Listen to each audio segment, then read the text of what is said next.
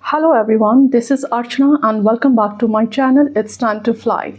I hope you all are in good spirit and doing very well in your life. Friends, how to become fluent in English and how much time does it take to get command over this language? I think these are the most anticipated questions that we get from all our English learners. And 2 years back, I was also asking the same. That time, speaking even one line of English was literally a Herculean and impossible task for me. And I couldn't imagine, even in my dream, that I would ever be able to speak something in English in this life. But now I'm in front of you with this level of fluency. I know still I'm not perfect and might make mistakes. But as we all know, that practice and repetition are the only key mantras to get excellence in any area of our life. And I'm doing the both things.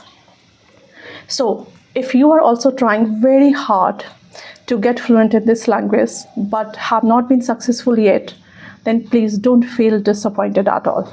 It is only happening because till now no one has ever told you the correct path to get command over, to get expertise over this language. Believe me guys, if I can become fluent in English, then anyone in this world can become fluent in English. So before going ahead in the video, I want to make it clear that I am not a certified teacher or expert of English. And whatever I'm going to suggest you here, I have learned everything from my own experience. And today I'm giving you 100% assurity that if you follow my instructions sincerely, you will see magical result in your way of speaking. So now hear me out very attentively. Friends, being a sufferer of this language and from my own experience, I must say that there are 3 decisive factors that set the trajectory of our entire English speaking journey. Number 1 factor is knowledge. Knowledge is the seed of our spoken English, and if seed is not strong, forget about getting the strong tree also. Number 2 factor is practice with mindfulness. And last but not the least, number 3 is perseverance. First, I'm taking the number 1 factor knowledge and divide it into 2 parts. First, grammatical knowledge, and second is practical knowledge. Grammatical knowledge is essential to speak good English or not. I think this is one of the most controversial topic of spoken English. But as a successful traveler of this journey, I must say that just like before you start cooking any particular dish, first you have to start collecting some base ingredients, right? In the same way, grammar is one of the basic ingredients of spoken English, which provide us a base for all sentence structures. So never ever think to avoid this part. But as one ingredient is not sufficient to make any dish in perfect way, in the same way, only by mugging up the grammars, it is not possible to speak good English. Because grammar covers only 30 to 40% part of our spoken English. So now let's understand the importance of practical knowledge. Friends, do you know that while speaking in English, sentence construction is always a very painful and struggling process for all of us? I'm telling you, because till now, no one has ever told you about the 2 major parts of sentence structures.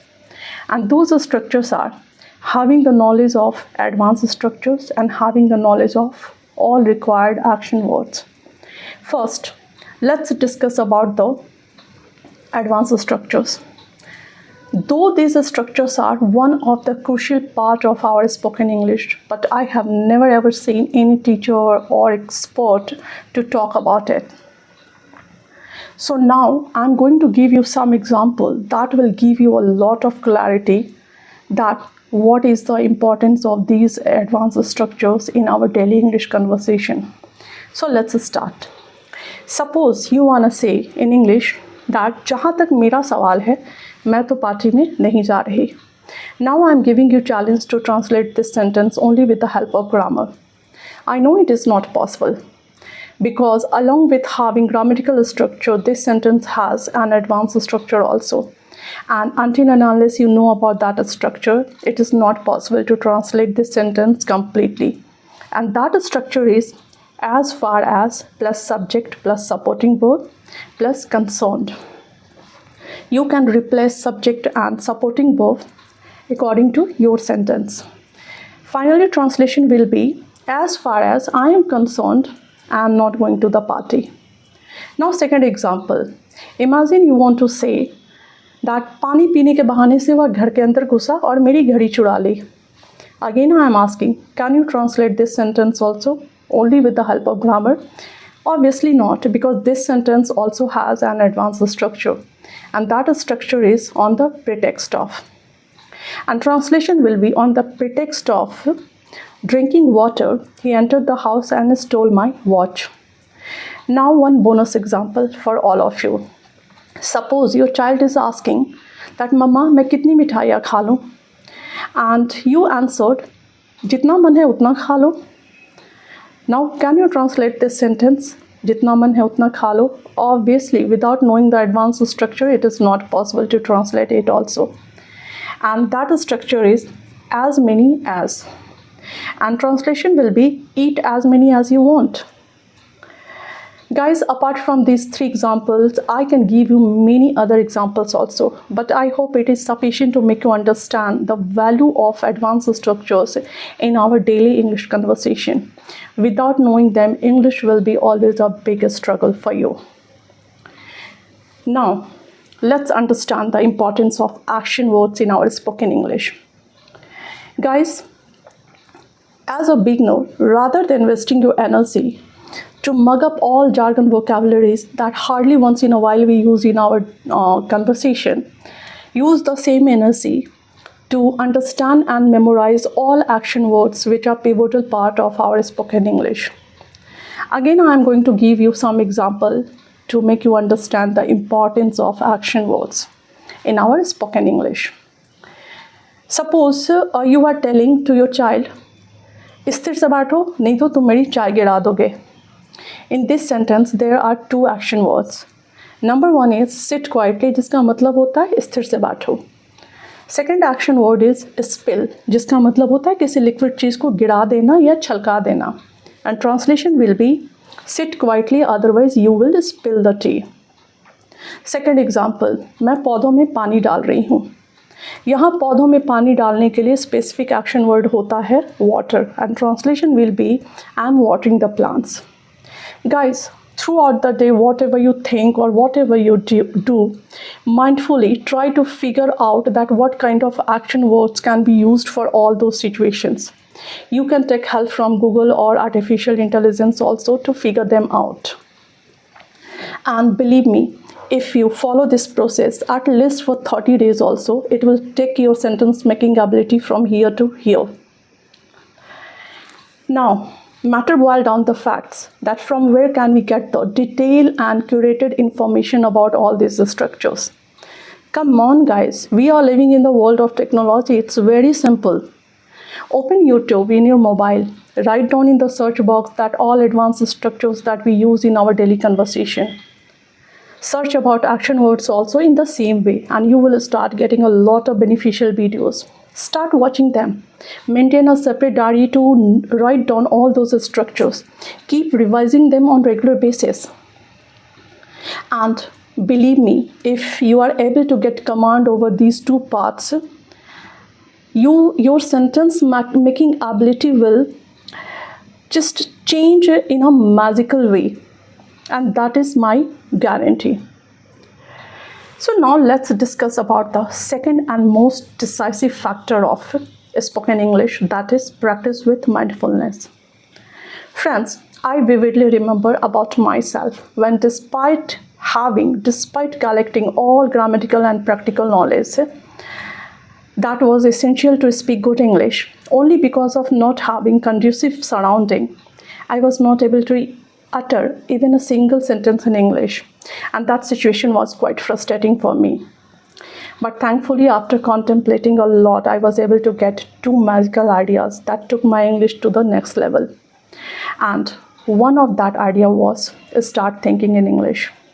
Yes, my dear friends, you heard me right. If you are really serious about your spoken English, then this is one of the integral process that anyhow you have to start following. And how does this thinking process work in the favor of our spoken English? I'm explaining it here.